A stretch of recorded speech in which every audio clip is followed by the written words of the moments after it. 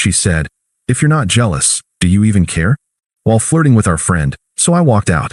Now even her friends want nothing to do with her.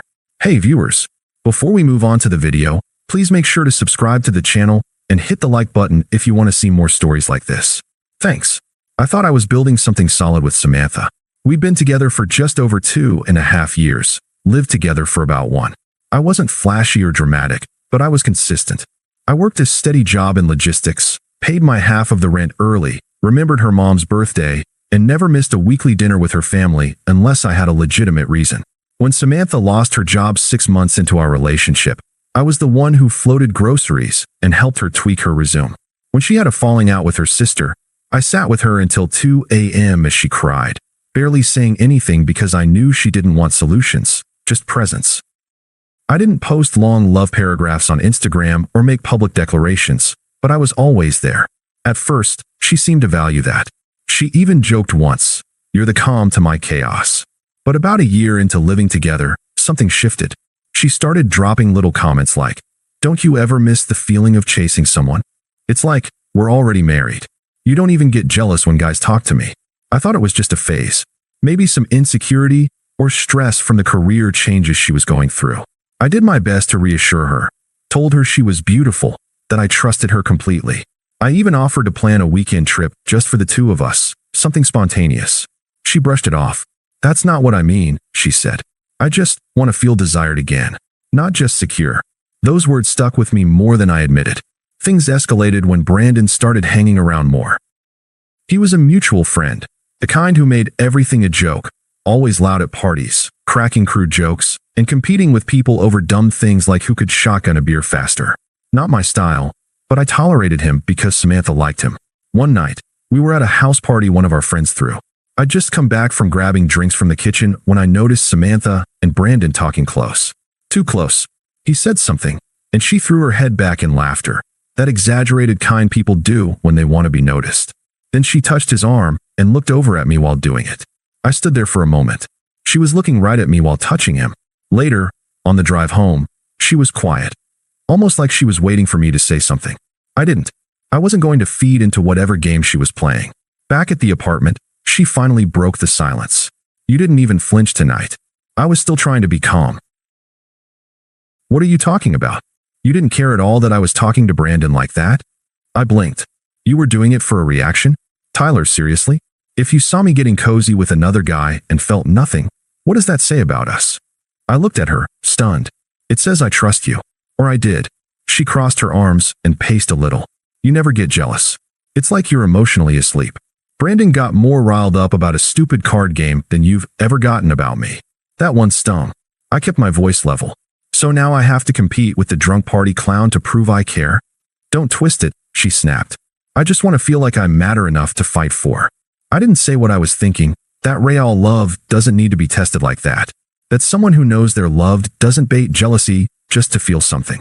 I just said, "I'm not going to perform jealousy for you. That's not love. That's insecurity." She looked at me like I didn't get it, like I was the broken one for not playing along. And in that moment, I realized she wasn't just confused. She was trying to break something just to see if it would snap. It didn't take long for Samantha to double down. A week later, we went to another party, this one hosted by one of her co-workers.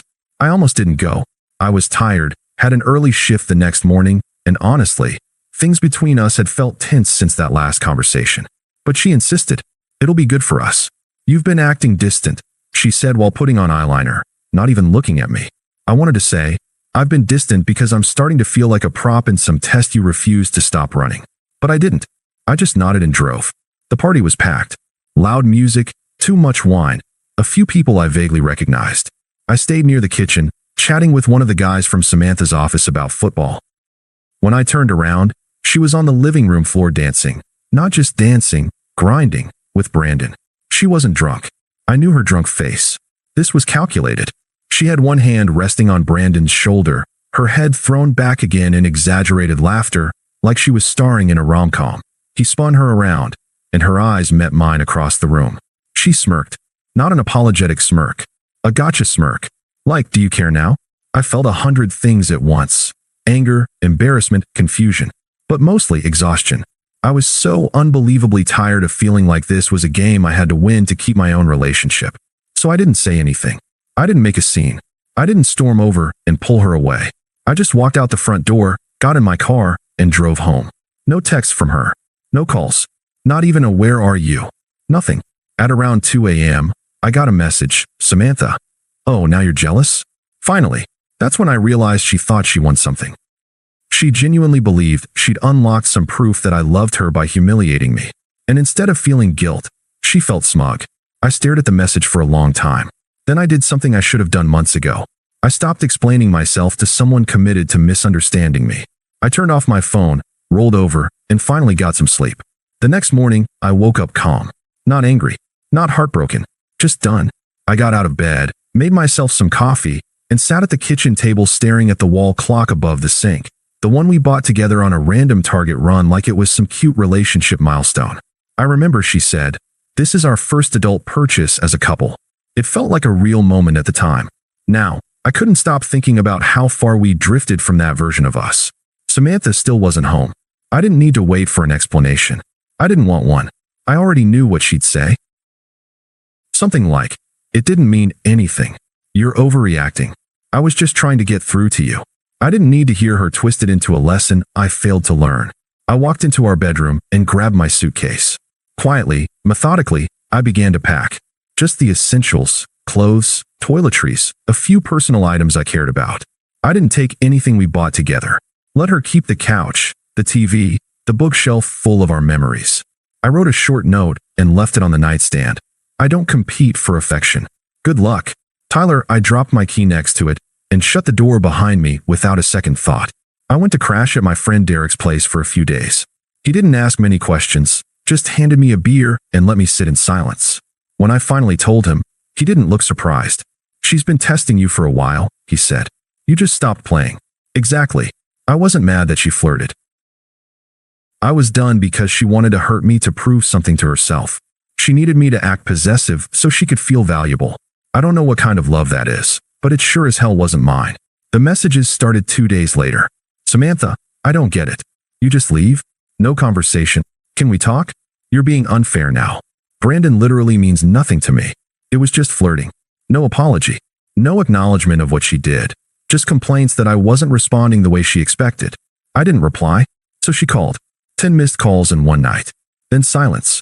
Then again the next morning. Then her tone changed. "Samantha, you're being so cold. Is this what you do? Just shut down when things get complicated." Wow. I guess I was right. You never cared as much as I did. That was her pattern. Flip the roles. Make herself the victim. Paint me as emotionally distant, while she was the one pushing me away for months. I didn't respond to those either. Then came the burners. She started messaging me from alternate Instagram accounts. One of them was named Fresh Start 20XX. I laughed when I saw it. Nothing says growth like hiding behind a fake username to stalk your ex. She even got a couple of mutual friends to reach out. Megan, friend, "Hey, Samantha's really hurting right now. Maybe just hear her out." Tyler, "So was I." She just didn't notice. That was the only message I sent about it. Megan didn't reply. And over the next few weeks, I noticed something else. The mutuals stopped bringing her up altogether. I wasn't the only one tired of the drama. She burned more bridges than she realized. And I was already halfway across mine, walking into a quieter, better life. A few weeks passed. I'd moved into a small but clean apartment closer to work. Started hitting the gym more regularly. Ate better. Slept better. Peacefully. The silence was the first thing I noticed. No more walking on eggshells. No more decoding side glances or wondering if some half-laugh at a party was supposed to mean something. Just quiet. Samantha, on the other hand, didn't stay quiet. I heard through a mutual friend, not gossiping, just one of those casual updates that slips out, that things between her and Brandon imploded within 2 weeks. Apparently, the moment she started treating him like a boyfriend instead of a prop, he bailed. He stopped responding to texts, left her on read, and blocked her on Snapchat. One night, she showed up to another party and tried to drunkenly confront him. Brandon laughed, told her to chill, and said, "You got what you wanted. You made him jealous. Go celebrate or something." Ouch. I didn't feel bad. I didn't feel much of anything really. Just a quiet, ironic satisfaction. That was the guy she chose to gamble our relationship on. From what I gathered, her friends had started pulling away too. People were tired of her constant need for validation. One girl apparently told her, "Not everything is a test, Sam. People don't like being set up to fail." That hit harder than any response I could have given. Meanwhile, she kept trying. The messages came slower now, but longer. "Samantha, I've been doing a lot of thinking. I know I pushed you. I just didn't know how else to get you to care. I never wanted to lose you. I was scared I didn't matter anymore. I thought if I could make you jealous, I'd feel chosen again." Still no apology. Just more, "I felt and I needed." Like her feelings justified turning our relationship into a psychological obstacle course. Then came the emotional bait. "You think you're the only one who hurt. Brandon was a mistake. I see that now. I miss you. I miss us. Can we meet? One coffee. Just closure." I didn't respond. She switched tactics. "I guess it was always this easy for you to walk away. Maybe you're just a cold person after all." There it was, the same projection, the same guilt tripping, like I was the problem for not coming back to play the game again. I didn't take the bait. What really sealed it for me was hearing from Megan again. She called one night and said, carefully, "Tyler, I just want to say, I get it now. I used to think you were being stubborn. But Sam, she's exhausting. Everything's a test with her. Everything's a performance." That hit deeper than I expected. Not because I needed validation, but because it reminded me how lonely I had felt in that relationship, being gaslit into believing I was emotionally detached, when really, I was just tired of being poked and provoked into reacting. I didn't say much. Just, "Thanks for saying that." Megan paused. "You seeing anyone now?" And that was the beginning of something new, but that's for later. Because first, Samantha would make one last attempt. The kind of desperate, awkward attempt that tells you everything about where she's ended up and exactly how far you've moved on. 3 months after I left Samantha, I got invited to a small birthday dinner for a mutual friend, Jordan, one of the few people who'd stayed neutral throughout the breakup. I almost declined, but then Jordan texted, "Promise it'll be low-key. No drama. Just a few familiar faces." It had been long enough. I didn't know Samantha avoidance. I wasn't hiding from her. I just hadn't thought about her in weeks. So I went, and I brought someone. Her name was Rachel. We'd been seeing each other for about a month by then. She was thoughtful, warm, didn't play games. Our first real conversation lasted 4 hours and never once involved veiled tests or emotional booby traps. We arrived a few minutes late. As soon as we walked in, I felt her eyes on me, Samantha, sitting at the far end of the table, frozen mid-sip with a glass of wine in her hand. Her smile flickered like a dying light bulb. Rachel leaned over and said quietly, "That her?" I nodded once. "Yep." Samantha didn't say anything at first. She just kept stealing glances. I ignored it. We all ate, laughed, made small talk. Rachel fit right in, easy, natural. At one point, Jordan actually whispered, "Dude, upgrade," and gave me a low-key fist bump. After dessert, Samantha finally made her move. I was helping clear the table when she slipped in beside me near the kitchen. "Samantha, didn't think I'd see you here." "Me. Jordan invited me. I almost didn't come." "Samantha, but you did. And you brought her." She glanced toward Rachel with that smile she used to reserve for people she was sizing up. "She seems nice." "Me, she is." Samantha paused, then gave a half laugh. "You look good. Healthier, I guess. Happier. I've been thinking about us a lot lately." I didn't respond. I just kept wiping the counter. That seemed to bother her more than yelling ever could have. "I don't know. I feel like things between us just fizzled," she said, voice softer now. Like we didn't get proper closure. I finally turned to look at her. "Calm, steady. We didn't fizzle, Samantha. You set fire to things to see if I'd put them out. And when I didn't react the way you wanted, you called me cold." Her eyes widened a bit. I kept going. "You didn't want love. You wanted proof. You wanted to poke and provoke until I snapped, just so you could feel wanted again." "I never wanted to hurt you," she said, voice shaky. "I know," I said simply.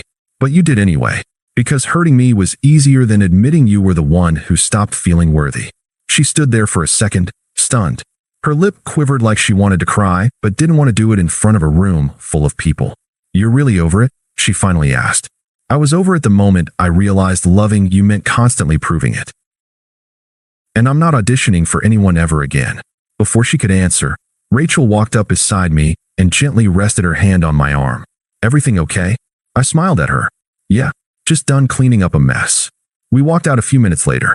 As I glanced back, Samantha was still standing by the kitchen island, completely alone. No friends hovering. No Brandon in sight. Just silence. And this time, it was hers to sit with. I didn't block her after that. I didn't need to. There's nothing more permanent than indifference. I never heard from her again. But a few weeks later, Megan sent me a screenshot. Samantha had posted a blurry, cryptic quote to her story. Sometimes you don't know what you had until it's gone, and with someone else. No name, no drama, just a quiet echo of a life she no longer belonged to. And I was too busy living mine to notice. Thanks for watching. Make sure to subscribe to the channel and hit the like button. What do you think about this story? Share it in the comments.